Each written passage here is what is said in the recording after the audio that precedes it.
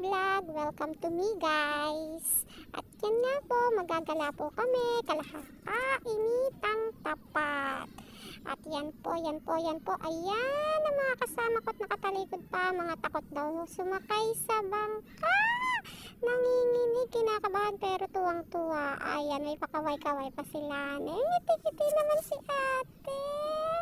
Oh, hello dun sa kuyang mataba. Ayun pa si Epeng. Oh, ayan na si April. At nakangiti. Ay, may pakaway-kaway pa sila, tuwang-tuwa. Oh, tuwang-tuwa ang mga luka.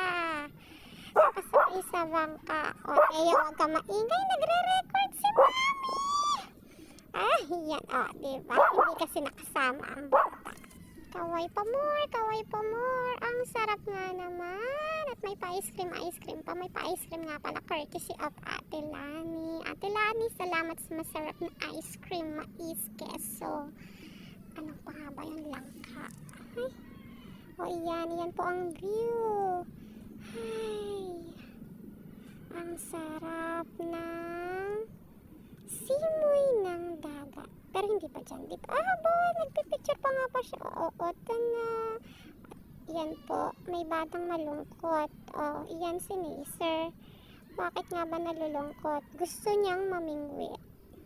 Okay, balik tayo sa view. Yan, dito po makikita natin yung park. Basta park yan. Sa kabilang dagat. Kabilang isla. Hindi ko alam kung anong pangalan. Ayan, may nakasalubong pa kami. Ayan o, COB Wetland. Yan. Diba? Napakaganda ng view. Ay, ganda naman ni Ate Lani. Yan po yung aking mahal na ate. Asawa niya yan, yung batang matabang yan. Ayan, umikot na naman po ang camera sa kanila. Ngiti yan. At na, okay, yan po. Nakita ko lang, ang ganda-ganda ng view dito. Ganda talaga. Oh, diba? Oh. Sarap mag-relax. Ayan, hindi na po ako nakatiis. Binaba ko na yung paa ko. Gusto na magpalamig.